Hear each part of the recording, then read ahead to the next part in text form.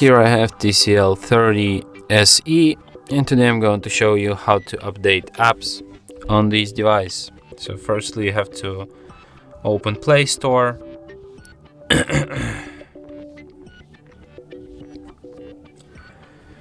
and then tap here, go to the My Apps and Games, and here you can see updates pending. You can update these apps one by one by tapping update button next to them, or you can just tap update all and update them all at once, but it could take some time. So it's for you to decide how you want to update all these unupdated apps. And that's it. Thanks for watching. If you find this tutorial useful, don't forget to hit that like button and subscribe to our channel.